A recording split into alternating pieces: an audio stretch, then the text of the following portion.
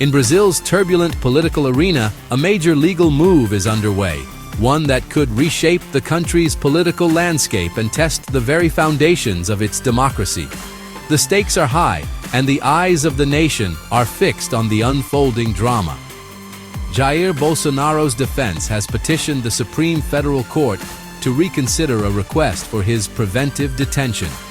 This is not just a routine legal filing. It's a bold attempt to halt a process that could see a former president behind bars before any trial even begins. The federal police's original request was triggered by Bolsonaro's two-day stay at the Hungarian embassy in Brasilia, which they saw as a possible attempt to evade justice. The timing and secrecy of the visit raised suspicions, fueling a narrative of potential flight from prosecution. Bolsonaro's lawyers counter that this is a misreading of both the facts and the law. They argue that the visit was neither clandestine nor illegal, and that the police's interpretation is based on speculation rather than evidence. Their petition, submitted to Justice Alexandre de Moraes, aims to dismantle the police's case before it gains traction. The defense is moving swiftly, hoping to prevent the narrative from solidifying in the public mind and in the court's perspective. The defense frames the police's reasoning as a fanciful narrative, hoping to shape the court's perception early.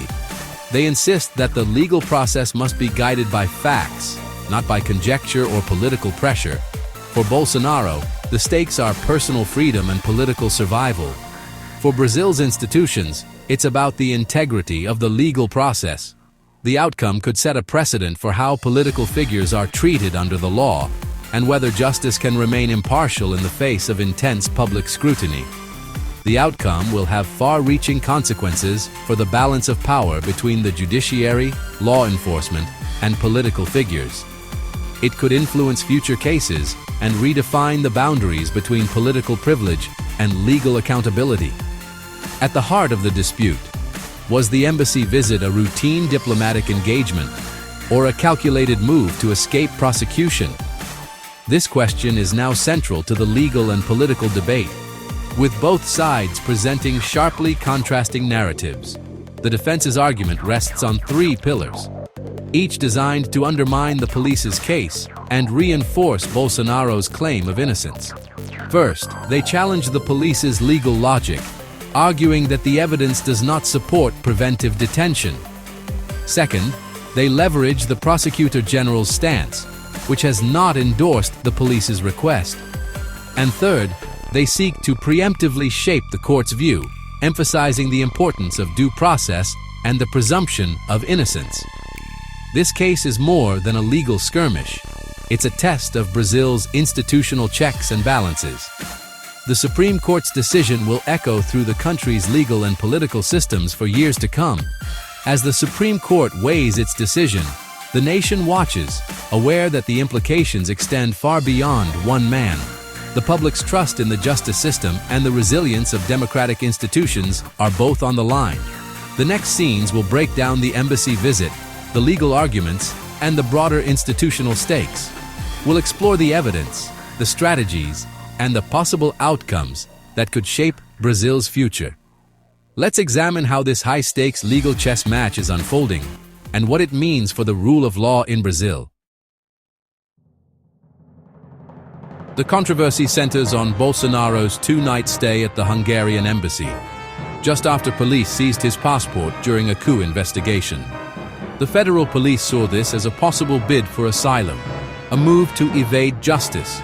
Bolsonaro's defense insists it was a routine meeting with an allied government, not an escape attempt. They argue there's no evidence he sought asylum or violated any legal restrictions. This single event, routine diplomacy or flight risk, now anchors the entire legal dispute. The Supreme Court must decide which narrative holds up under scrutiny. Bolsonaro's lawyers attack the police's logic, calling it a mental and legal confusion. They argue the police confused diplomatic asylum with refuge, misapplying legal concepts. The defense points out Bolsonaro was under no travel ban and left the embassy voluntarily, undermining claims of flight risk. They say the police's theory stretches facts to fit a narrative of guilt. By highlighting these legal distinctions, the defense aims to discredit the entire basis for preventive detention. Their message, the arrest request, is built on flawed reasoning, not evidence. The defense's case is bolstered by the Prosecutor General's office, which called the police's arrest request premature and unjustified. The PGR argued that existing measures, like Bolsonaro's seized passport, are enough to prevent escape. They saw the embassy stay as concerning but not proof of a concrete escape attempt. The defense uses this as expert validation, framing the police as outliers. This institutional split puts extra pressure on the Supreme Court's decision. The defense isn't waiting for a ruling. They're proactively shaping the narrative.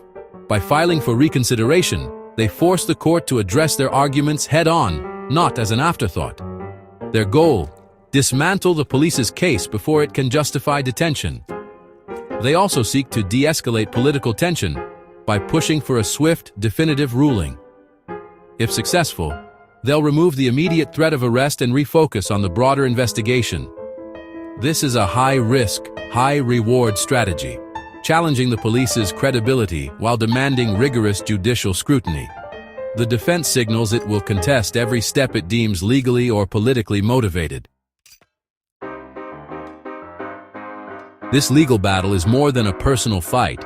It's a pivotal moment that could redefine the relationship between Brazil's most powerful institutions. It's a clash between the judiciary, law enforcement, and the broader political system, each vying to assert its authority and legitimacy. The defense's sharp language against the federal police highlights growing friction in the post-presidency landscape, where accountability and power are constantly being renegotiated. Justice de Moraes and the Supreme Court now face the challenge of balancing police authority with the protection of individual rights, all under intense public scrutiny. The outcome will set a precedent, either raising the bar for preventive detention or reinforcing police power, with consequences that will echo through Brazil's legal system for years to come. The PGR's open disagreement with the police exposes a deepening rift within the state's legal apparatus, revealing just how divided the institutions have become. The court's decision will test the resilience of Brazil's democracy and its commitment to due process, as citizens and observers demand transparency and fairness. The world is watching closely, waiting to see if Brazil's legal system can rise above political polarization and deliver impartial justice. Ultimately, this case will shape how future high-profile investigations are handled, influencing not just Brazil, but also setting an example for democracies everywhere. The Supreme Court now faces a pivotal choice, one that will shape not only the immediate case, but also the broader landscape of Brazilian law and politics. Most likely, Justice de Moraes will deny the arrest request, aligning with the PGR's view that current restrictions are enough to ensure compliance and maintain order. This approach would reflect a cautious respect for individual rights while still upholding the authority of the court.